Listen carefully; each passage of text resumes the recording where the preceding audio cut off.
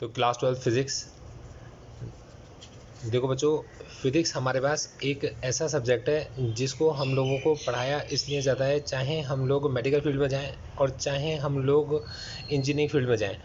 Physics हमें सिखाया इसलिए जाता है क्योंकि ये इकलौता ऐसा सब्जेक्ट है जो हमारे दिमाग के ऊपर दबाव डालता है, दिमाग के ऊपर प्रेशर डालता है, और इस प्रेशर से आप जिस तरीके से बाहर निकल पाते हो, आप ज़िंदगी की बहुत डिफ़िकल्ट प्रॉब्लम्स को सॉल्व कर पाते हो।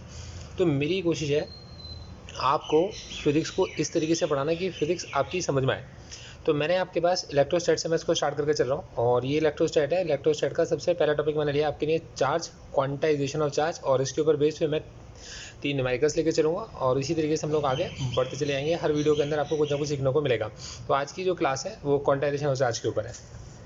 देखिए, सबसे पहली चीज़ आती है हमारे पास कि चार्ज क्या होता है। तो हम सबसे पहले, अगर हम आपसे कहें कि चार्ज को किस तरीके से डिफाइन किया जाएगा, तो आप बहुत सारी डेफिनेशन दे सकते हो, लेकिन अगर आपसे कहा जाए कि चार्ज को आप समझा के दिखाओ, तो आप ये मान के चलो कि नेचर ने इलेक्ट्रिकली न्यूट्रल चीज़ों को बनाया, मतलब ऐसे बैलेंस में जाकर चीज़ों को क्रिएट किया है कि आपके पास सेंटर में होते हैं आपके पास प्रोटॉन्स, और यहाँ पर होते हैं आपके पास में कुछ न्यूट्रॉन्स। तो जितने प्रोटॉन्स होते हैं आपके पास, उतने ही आपके पास में क्या होते हैं, इलेक्ट्रॉन्स होते हैं। जितने प्रोटॉन्स उतने ही क्या आपके पास इलेक्ट्रॉन्स है, मतलब सेम नंबर ऑफ प्रोटॉन्स और सेम नंबर ऑफ इलेक्ट्रॉन्स होते हैं। मतलब नेचर ने चीज़ों को इलेक्ट्रिकली न्यूट्रल बनाया। अब ये कैसे पता चला, मैं आपको समझाता हूँ। देखिए, ऐसा हुआ ये कि जब आपने किसी चीज़ को किसी चीज़ से रब किया, तो रब करने की वजह से क्या होता है, एनर्जी प्रोड्यूस होती है, और उस एनर्जी की वजह से कोई इलेक्ट्रॉन इस एनर्जी को एब्जॉर्ब करके बाहर निकल गया। तो इलेक्ट्रॉन के बाहर निकलने की वजह से अब इसके पास में रह गए केवल 2 इलेक्ट्रॉन्स, और इसके पास है 3 प्रोटॉन्स। तो 3 प्रोटॉन्स के ऊपर हमने कोई चार्ज माना, सपोज करो पॉजिटिव, क्योंकि ऑपोजिट है, और इसके ऊपर चार्ज कैसा है, नेगेटिव। तो इन दोनों की वजह से नेट एक पॉजिटिव चार्ज क्रिएट हो गया। अब जिसके पास ये गया होगा इलेक्ट्रॉन, वो भी पहले से बैलेंस था, और उसके पास एक इलेक्ट्रॉन एक्सेस में आ गया, तो उसके ऊपर एक चार्ज नेगेटिव क्रिएट हो गया। अब देखो, इसको हम ना इसी तरीके से समझ के चलेंगे कि नंबर ऑफ़ इलेक्ट्रॉन्स जो लूज़ करता है, ये जितने इलेक्ट्रॉन्स लूज़ करता है, सामने वाले पे उतने ही इलेक्ट्रॉन्स आते हैं। तो जितने इलेक्ट्रॉन्स इसने लूज़ किए, उतना ही इसके ऊपर प्लस चार्ज आया, क्योंकि इसने अपना एक इलेक्ट्रॉन लूज़ किया था, इसलिए इसके ऊपर एक प्लस चार्ज आया।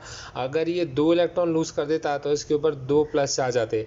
तो हम ये बात जानते हैं कि नंबर ऑफ़ इलेक्ट्रॉन्स जब भी कभी वो लूज़ करेगा, तो वो हमेशा होल नंबर में होंगे, क्योंकि नंबर ऑफ़ इलेक्ट्रॉन्स हमेशा जब भी वो लूज़ करेगा वो होल नंबर्स में होंगे। तो हम ये मानते हैं कि भाई चार्ज जब भी कभी ट्रांसफ़र होगा, तो वो n टाइम्स किसी चीज़ का मल्टीपल होगा। तो n टाइम्स किसी चीज़ के मल्टीपल अगर लूज़ किया तो पॉजिटिव, और गेन किया तो नेगेटिव होगा। n क्या आपके पास नंबर ऑफ इलेक्ट्रॉन जो आपने लूज़ किए, और e कितना आपके पास, एक इलेक्ट्रॉन के ऊपर चार्ज, और एक इलेक्ट्रॉन के ऊपर चार्ज होता है 1.6 10⁻⁻⁻⁹ कूलम। ये एक इलेक्ट्रॉन के ऊपर चार्ज होता है। ठीक है, यहाँ तक कॉन्सेप्ट क्लियर है। अब चलो, अब इसको थोड़ा आगे लेके चलते हैं, इसी चीज़ को हम थोड़ा सा आगे की तरफ बढ़ा देते हैं। देखो बच्चों, अब हमारे पास में क्या होता है कि नंबर ऑफ इलेक्ट्रॉन्स जितने लूज़ किए, तो देखिए एक बात यहाँ समझिएगा, ए एक बॉडी है और बी एक बॉडी है। तो ए से इलेक्ट्रॉन ट्रांसफ़र होते हैं, बी बॉडी पर जाते हैं। तो जितने इलेक्ट्रॉन से लूज़ करेगा, इसके ऊपर प्लस है नहीं, और इसके ऊपर माइनस का एनी चार्ज आता है। मतलब टोटल चार्ज हमेशा कैसे रहता है, कंजर्व रहता है। तो इसको कहते हैं law of conservation of charge भी बोलते हैं, कि नेट चार्ज रिमेन्स कंजर्व्ड। पहले भी जीरो था, बाद में भी कितना है, जीरो है। अब देखो, अब इसके ऊपर बेस्ड मैं कुछ न्यूमेरिकल्स लेके चलूँगा, जिसको हम लोग डिस्कस कर कर चलते हैं। सबसे पहला क्वेश्चन है, एक मेटल के पीस के ऊपर माइनस का 6.5 माइक्रोकूलम का चार्ज है। अगर उसमें से 5 × 10⁻13 इलेक्ट्रॉन्स रिमूव कर दिए जाएँ, तो ये वर्ड बहुत इंपॉर्टेंट है, रिमूव करना या ऐड करना। तो नेट चार्ज क्या होगा। अब होता ये कि जब भी कभी हम फिजिक्स के किसी क्वेश्चन को पढ़ते हैं, तो क्वेश्चन को पढ़ते ही हमारा दिमाग बंद हो जाता है, क्योंकि फिजिक्स का हर क्वेश्चन हमें समझने पर मजबूर करता है।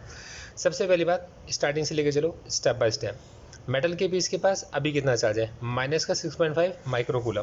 तो मैंने अपना पहला क्वेश्चन लिया, और मैंने उसमें लिखा कि मेटल के पीस पर अभी जो चार्ज है माइनस का 6.5 माइक्रोकूलम। अब ये क्या करता है, लूज़ करता है। इसमें लूज़ करता है, यह क्या करते हैं, हम इसमें से रिमूव करते हैं, रिमूव्ड इलेक्ट्रॉन्स। जब हमने इलेक्ट्रॉन्स को रिमूव करा या इसने इलेक्ट्रॉन्स को लूज़ करा, तो उसकी वजह से क्या होगा, इसके ऊपर जो चार्ज, देखिए इसके पास अभी माइनस का 6.5 10⁻⁻6 कूलम का चार्ज था। अब जब आपने इसके अंदर से कुछ इलेक्ट्रॉन्स को रिमूव करा, तो आपने कितने इलेक्ट्रॉन्स को रिमूव करा, तो आपसे कहते हैं कि आपने 5×10⁻13 इलेक्ट्रॉन्स को रिमूव करा। तो रिमूव करने से इस पर चार्ज हमेशा पॉजिटिव बनता है। अभी हमने सीखा था जब इलेक्ट्रॉन्स रिमूव करते हैं तो पॉजिटिव चार्ज और ऐड करते हैं तो नेगेटिव चार्ज आता है। तो इलेक्ट्रॉन्स को रिमूव करने से प्लस चार्ज आएगा। कितना चार्ज आएगा, 5×10⁻13 इलेक्ट्रॉन्स आपने रिमूव किए और हर इलेक्ट्रॉन पे चार्ज कितने हैं, 1.6 10⁻⁻19 कूलम। अब आप इसको नेट सॉल्व कर इसका आंसर आप बताओगे। देखो बच्चों, मेरी हमेशा से कोशिश रहती है कि हम आपको जो भी पढ़ाएं और हम आपको जो भी सिखाएं, हम आपको हमेशा इन्वॉल्व करके चलें। हमारी कोशिश आपको इन्वॉल्व करने की होती है हमेशा। तो आपका क्या काम है, आपने इसको सॉल्व करना है। आपने इसको कुछ इस तरीके से सॉल्व करना है कि इसका जो भी आंसर आप खुद निकालोगे उसको आप कमेंट बॉक्स में पोस्ट करोगे। अगर आपका आंसर सही होगा तो मैं आपको वेरी गुड बोल दूंगा, और मैं आपसे कहूँगा आप किसी का आंसर कभी भी नहीं देखोगे, आपने खुद कैलकुलेट करना है। क्योंकि फिजिक्स में हम जितनी आपको केवल आइडिया की रिक्वायरमेंट है वो आपको देके चलेंगे, आंसर आपने खुद निकालना है। देखिए क्वेश्चन नंबर 2, अगेन एक और बहुत डिफिकल्ट क्वेश्चन है। कहते हैं दो बॉडीज़ हैं ए और बी, उनके ऊपर चार्जेस हैं, एक के ऊपर -3 माइक्रोकूलम और दूसरी बॉडी पर चार्ज है -44 माइक्रोकूलम। ए बॉडी से कुछ इलेक्ट्रॉन्स रिमूव कर दिए गए और बी पर ट्रांसफ़र कर दिए गए। तो how many electron should be transferred from A to B कि उनके ऊपर चार्ज बराबर हो जाए। अब देखो क्वेश्चन में आपको कोई भी हल्का क्वेश्चन नहीं दूंगा, सारे एक्सीलेंट एंट्रेंस लेवल के क्वेश्चंस होंगे। आप इनके बाद आप किसी भी सीबीएसई की किसी क्वेश्चन को, एनसीईआरटी के किसी क्वेश्चन को ईजिली सॉल्व कर पाओगे। तो हमारी कोशिश आपसे मेहनत कराने की है। इस क्वेश्चन को जो आप समझ पा रहे हो, क्वेश्चन नंबर 2 को, कि ए के ऊपर एक चार्ज है, तो ए के ऊपर कितना चार्ज है, -3 माइक्रोकूलम, मतलब -3×10⁻⁻6 कूलम का चार्ज है। अब बी के ऊपर कितना चार्ज है, तो बी के ऊपर चार्ज है आपका -0.44 -0.44 × 10⁻6 कूलम का चार्ज है। ए के ऊपर भी चार्ज है और बी के ऊपर भी चार्ज है, इन दोनों के ऊपर चार्ज है। अब आपने ए से कुछ इलेक्ट्रॉन्स को रिमूव किया तो ए बन जाएगा ए डैश, और बी पर ऐड किया तो ये बन जाएगा बी डैश। हम ये चाहते हैं कि ए के ऊपर जो चार्ज आ जाए नया क्यू ए डैश, और बी के ऊपर जो चार्ज आ जाए बी डैश, ये दोनों सेम हो जाए। तो आप क्या कर रहे हो, आप इससे इलेक्ट्रॉन्स रिमूव कर रहे हो, इसमें इलेक्ट्रॉन्स ऐड कर रहे हो।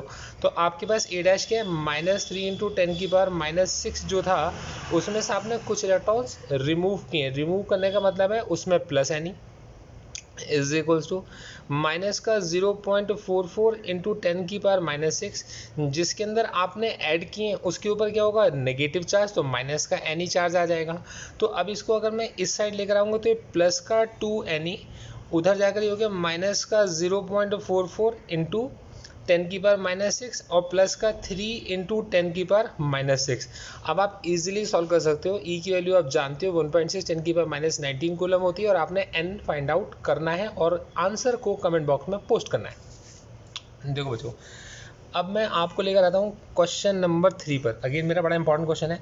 कहते हैं कैलकुलेट करो टोटल पॉजिटिव और नेगेटिव चार्ज 3.11 ग्राम कॉपर पेनी। अब देखो सुनो, 3.11 ग्राम कॉपर पेनी। अब देखिए जब भी कभी ऐसा क्वेश्चन आएगा तो कुछ चीज़ों की रिक्वायरमेंट होगी, और जो कि इस क्वेश्चन के अंदर हमने आपको दी है।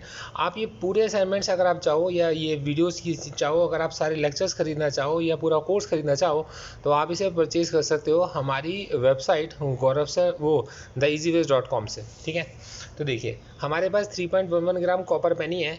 तो इसमें आपको कुछ चीज़ें पता होंगी। सबसे पहली चीज़ जो आपको पता होगी कि एवोगैड्रो नंबर कितना है। तो एवोगैड्रो नंबर क्या है आपका, आप कहेंगे 6.023 × 10⁻23, ये होता है ग्राम पर मोल। इन द सेम वे देखिए एटॉमिक नंबर 29 और इसका मास नंबर कितना है 63.5। अब देखो बच्चों, हमसे कहते हैं 3.11 ग्राम कॉपर पेनी में कितना पॉजिटिव कितना नेगेटिव चार्ज है। कितना पॉजिटिव चार्ज डिपेंड किस बात पर करेगा भाई, कितना पॉजिटिव चार्ज डिपेंड करेगा प्रोटॉन्स पर। कितना नेगेटिव चार्ज है डिपेंड किस पे करेगा, इलेक्ट्रॉन्स पर। ना इलेक्ट्रॉन ऐड किए ना रिमूव किए, सिर्फ अभी जो प्रेजेंट है उनका नेट पॉजिटिव नेगेटिव चार्ज पूछा गया है। तो हम इसे लिखेंगे कि टोटल पॉजिटिव चार्ज या टोटल नेगेटिव चार्ज कितना होगा, ये होगा n × E। अब हमारी मेन प्रॉब्लम है n को निकालना। अब n क्या होगा भाई, कितना मास है उसे मॉलिक्यूलर मास से डिवाइड कर दो। मल्टीप्लाइड बाय देखिए मास को मॉलिक्यूलर मास से डिवाइड करने के बाद मल्टीप्लाइड बाय एवोगैड्रो नंबर कर दो, तो आपको नंबर ऑफ मोल्स मिल जाएंगे, ठीक है। और ये नंबर ऑफ मोल्स जो मिले इनको आप एटॉमिक नंबर से मल्टीप्लाई कर दो। नंबर ऑफ मोल्स के बाद देखिए, नंबर ऑफ मोल्स के बाद जब आपने एवोगैड्रो नंबर से मल्टीप्लाई कर दिया तो यहाँ पर आपको पता चलेगा नंबर ऑफ एटम्स, और हर एटम के पास जितना उसका एटॉमिक नंबर है उतने ही प्रोटॉन्स होंगे और उतने ही इलेक्ट्रॉन्स होंगे। तो क्वेश्चन बहुत सिंपल बन गया। अभी तक क्या था, 3.11 ग्राम कॉपर पेनी। मास नंबर देखिए, मास नंबर कितना है, 63.5 है आपके पास। एटॉमिक नंबर कितना है, 29 है। और मॉलिक्यूलर और ये एवोगैड्रो नंबर आप जानते हो, तो मुश्किल नहीं लगा। बहुत इजी तरीके से, सिंपल तरीके से मैं आपको फिजिक्स सिखाकर चलूँगा, जिसमें मैक्सिमम काम मैं आप ही से कराकर चलूँगा। तो आपकी यही कोशिश है कि इस वीडियो को लाइक करो, दोस्तों के साथ शेयर करो और हमारे साथ जुड़ जाओ बिना कुछ सोचे। Thank you so much, all the best.